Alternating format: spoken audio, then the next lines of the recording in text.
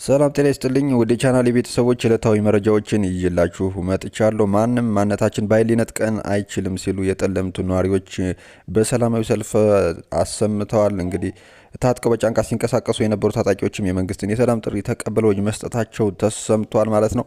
ወደ ላኛው መረጃችን ስናልፍ ከሀገር ጠላቶች ጋር አንተባበርም ያሉ የሰላም ጥሪውን የተቀበሉ ታጣቂዎችም ተናግረዋል። ወደ ዝርዝር መረጃው ምንሄድ ነው የሚሆን፣ አብራችን ቆዩ። በአማራ ብሔራዊ ታድሶ ኮሚሽን የጠገዴ ጊዜያዊ ማሰልጠኛ ማዕከል አራተኛ ዙር የቀድሞ ታጣቂዎች የታድሶ ስልጠና በዛሬው ዕለት በይፋ ተጀምሯል። የአማራ ፋኖ ህዝባዊ ድርጅት አፋድ ከመንግስት ጋር የደረሰውን የሰላም ስምምነት ተከትሎ በርካታ የቀድሞ ታጣቂዎች የትጥቅ ትግሉን በመተውና የሰላም ጥሪውን በመቀበል ወደ ማህበረሰቡ ለመቀላቀል ስልጠናው መጀመራቸው ተገልጿል። በስነ ስርዓቱ ላይ ሰልጣኞቹ ታጥቀው የነበረው መሳሪያ ለመንግስት ያስረከቡ ሲሆን ስልጠናውም ከጥር 24 እስከ 28 ቀን ለተከታታይ 5 ቀናት እንደሚቆይም ታውቋል። የአማራ ክልል ሰላምና ጸጥታ ቢሮ ምክትል ኃላፊ አቶ በሪሁን መንግስቴ በበኩላቸው የአማራ ህዝብ ባለፉት 2 ዓመታት ለሞት ለዝርፊያና ለገታ ለኢኮኖሚያዊ ቀውስ መዳረጉን ገልጸዋል። ህዝቡ በውስጥና በውጭ ኃይሎች የተቀነባበረ ሴራ ሰለባ ሆኖ መቆየቱን ጠቅሰው የቀድሞ ታጣቂዎች ከሀገራዊ ጠላቶች ጋር አንተባበርም በማለት የሰላም መንገድ መርጣቸው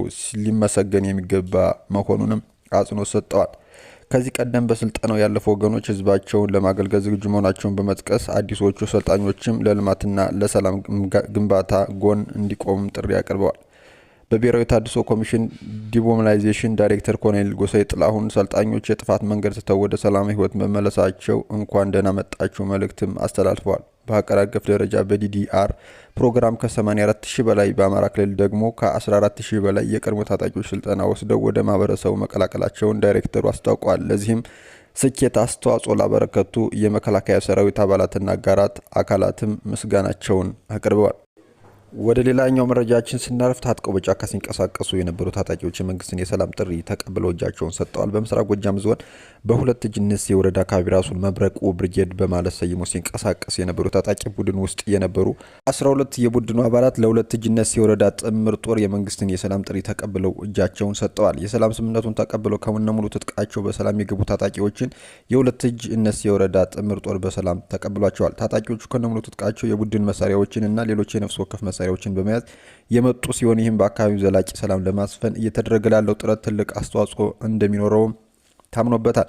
የሰላም ጥሪውን ተቀብለው የመጡ ታጣቂዎች ለ3 ዓመት በጫካ ሆነን ታግለናል። የታገልነው ለአማራ ህዝብ ነጻነት መስሎን ነበር። ነገር ግን የፋኖ አመራሮች ቤት መስሪያ እንዲሁም የስልጣን ማራዘሚያ እንዲሆን አንሆንም ብለን በተጨማሪ መሰረተ ልማትና ንብረት ማውደምና ሌሎች በርካታ ጥፋቶች እየተፈጸሙ ስለሆነ የተሳሳተ መንገድ መከተላችን ተገንዝበን ህዝባችንን ይቅርታ ለማለት የመንግስትን የሰላም ጥሪ ተቀብለን ገብተናል ብለዋል። በተጨማሪም ትግላችን ለህወሓትና ለውጭ ጠላቶቻችን ተላላኪ በመሆን የእነሱን ተልዕኮ በመሸከም ያደግንበትን ማህበረሰብ መበደል አንፈልግም በማለት ያደግንበትን ማህበረሰብ ለመካስ ተዘጋጅተናል ነው ያሉት።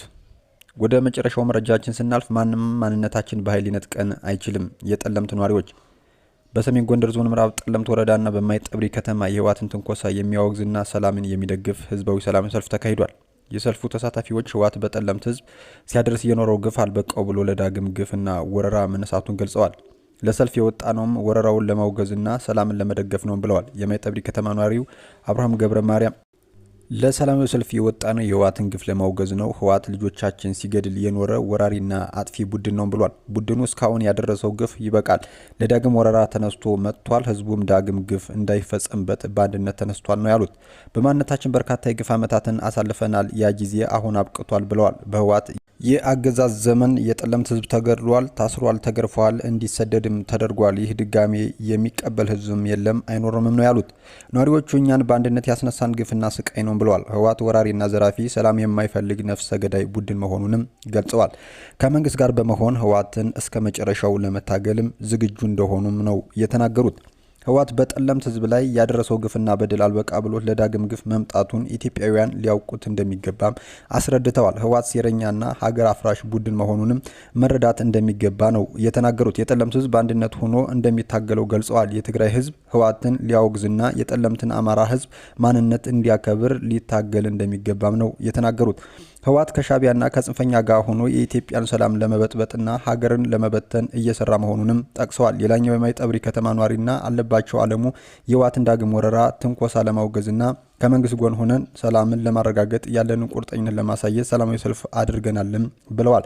ግጭትና ጦርነት ህዝብን የሚጎዳ ነው። ይህንን ለማስቆምም የሰላም ስምምነቱ ተደርጎ ነበረ። ህወሓት ግን የሰላም ስምምነቱን ሲያፈርስ ቆይቷል። አሁን ደግሞ በግልጽ ጦርነቱን አስነስቷል ነው ያሉት። አማርኛ ያለው ህዝብ በግድ ማንነቱን ለማስቀየር ውጊያ መጀመሩም ተናግረዋል። ንጹሐንንም እየገደልና እያፈናቀለ መሆኑንም ነው አንስተዋል።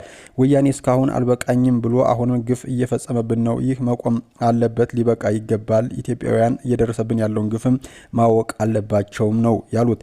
ህወሓት የፕሪቶሪያውን የሰላም ስምምነት እንዲያከብር አደራዳሪ አካላት ግፊት ማድረግ እንደሚገባቸውም ነው የተናገሩት። እኛ ሰላም ነው የምንፈልገው፣ የጠማን ሰላምና ልማት ነው። በግፍ ዳግም እወራለሁ ካለ ለማንነታችን በአንድነት እንታገላለን ብለዋል። ውድ የቻናሌ ቤተሰቦች ለሰዓቱ ይዤላችሁ የመጣው አዳዲስ መረጃ ይህን ይመስላል። በሌሎች አዳዲስ መረጃዎችና ሰበር መረጃዎች መመለስ ነው የሚሆነው። እስከዚያው ግን መልካም ጊዜ